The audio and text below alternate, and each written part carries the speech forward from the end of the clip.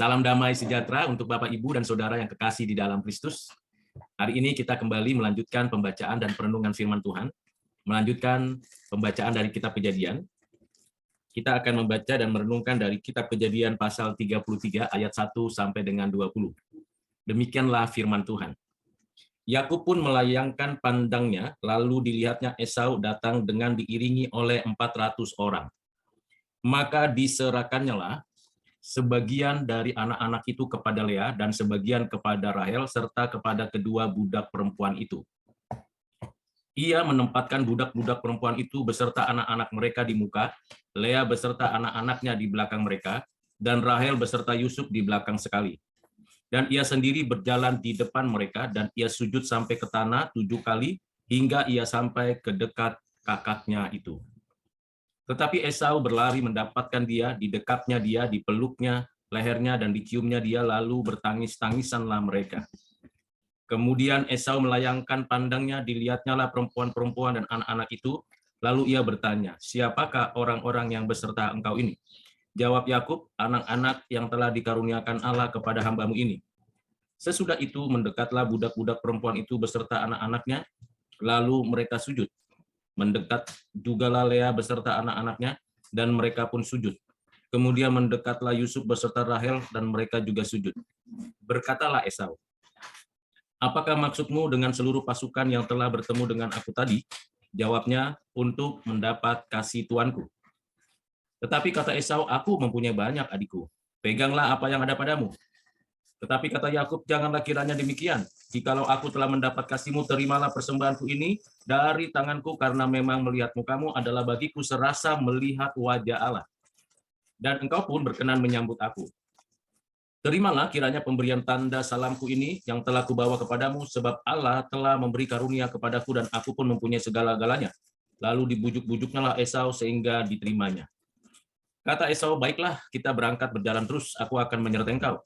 Tetapi Yakub berkata kepadanya, tuanku, maklum bahwa anak-anak ini masih kurang kuat, dan bahwa beserta aku ada kambing domba dan lembu sapi yang masih menyusui.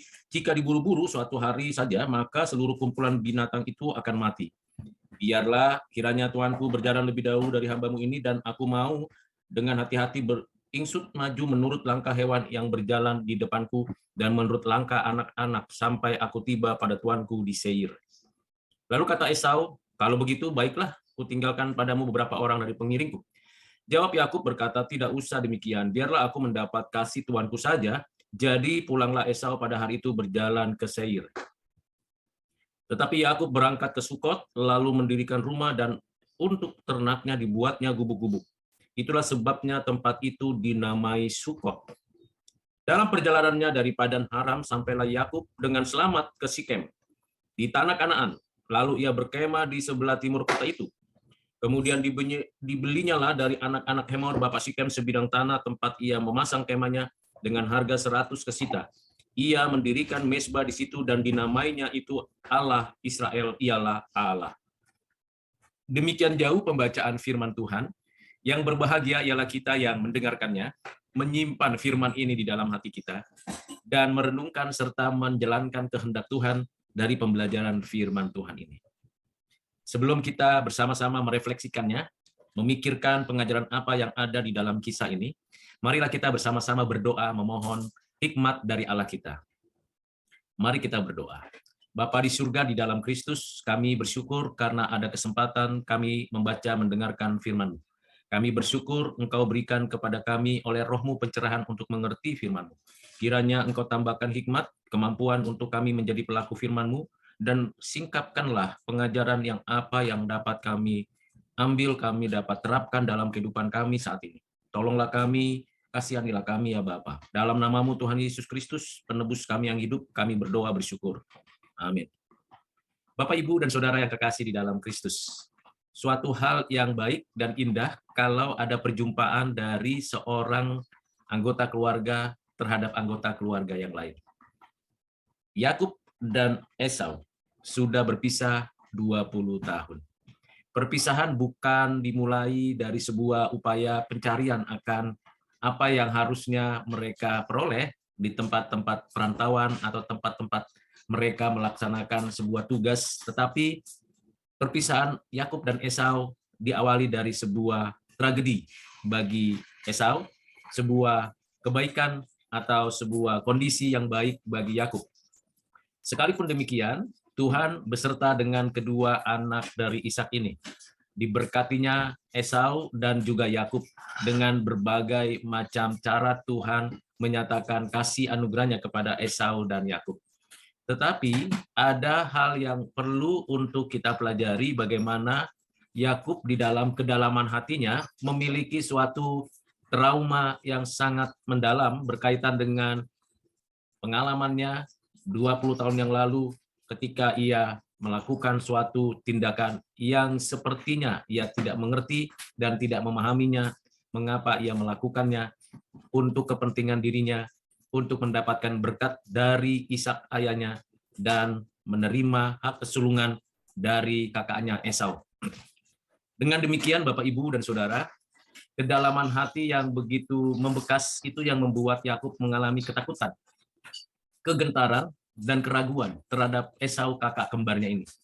Apakah nanti dalam perjumpaan dengan Esau hanya mengingat keburukan, ketidakberdayaan, dan kejahatannya, atau tipu dayanya, sehingga Esau dengan kekuatan yang luar biasa menghancurkan kembali apa yang sudah dikerjakan oleh Yakub selama 20 tahun di rumah Laban, paman mertuanya ini.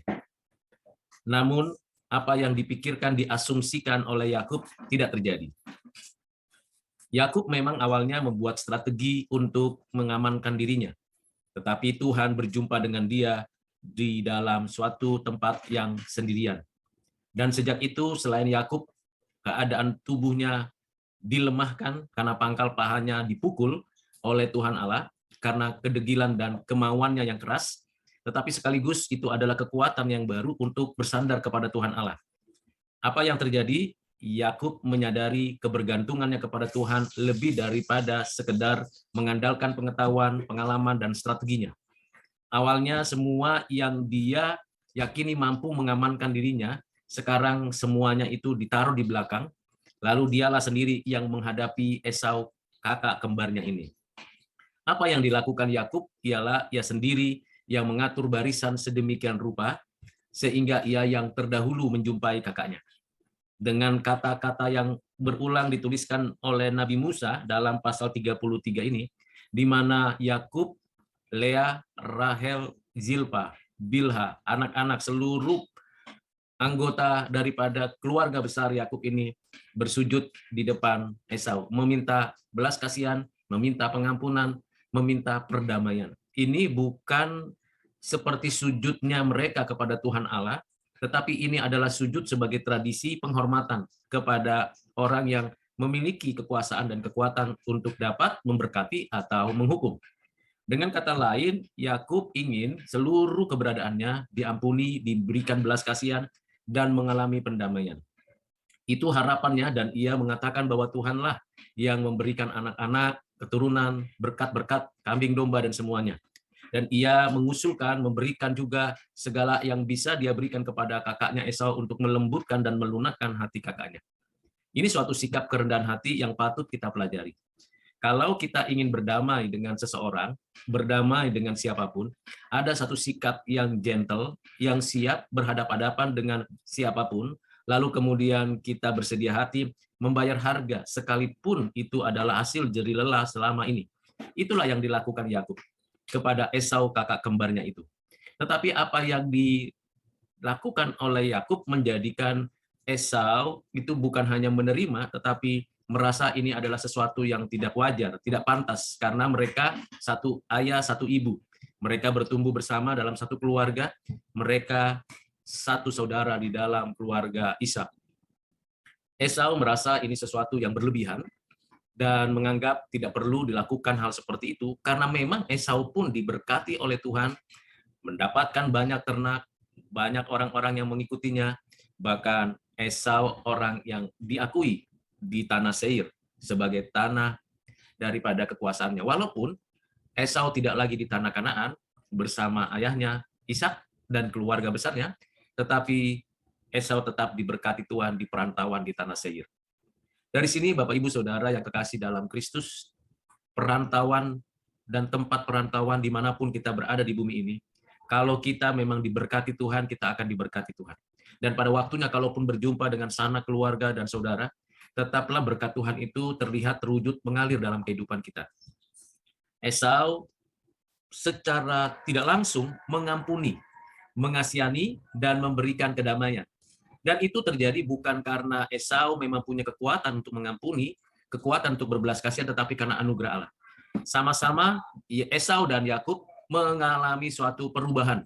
Selama 20 tahun bukan waktu yang singkat, tetapi selama 20 tahun itu adalah waktu panjang untuk merefleksikan diri, betapa perlu dan pentingnya bersandar kepada Tuhan, betapa perlu dan pentingnya berjuang dan melakukan yang terbaik, betapa perlu dan pentingnya berjumpa dengan saudara-saudara seayah seibu. Ada beberapa kata ayat yang penting untuk kita renungkan dari bagian ini. Di ayat 3 dikatakan, dan ia sendiri berjalan di depan mereka dan ia sujud sampai ke tanah 7 kali hingga ia sampai ke dekat kakaknya. Berarti di sini Yakub menyadari bahwa sujud 7 kali itu kesempurnaan. Suatu keharapan untuk ada belas kasihan, ada pengampunan, ada kemurahan hati Esau. Ayat yang berikutnya ialah bicara tentang ayat yang ke-5, khususnya jawaban dari Yakub, anak-anak yang telah dikaruniakan Allah kepada hamba-Mu ini. Jadi di sini Yakub menyadari bahwa anak-anaknya, berkat-berkat yang diterima itu datangnya dari Tuhan.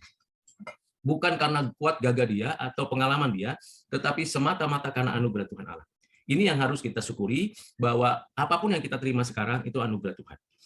Demikian juga apa yang dinyatakan di ayat 11. Allah telah memberi karunia kepadaku dan aku pun mempunyai segala-galanya. Itu yang dinyatakan oleh Yakub.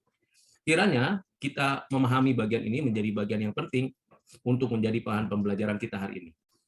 Mari kita berdamai dengan siapapun, mari kita menikmati pemeliharaan Tuhan dan bersandar kepada Tuhan yang hidup, yang memberikan kehidupan kepada kita.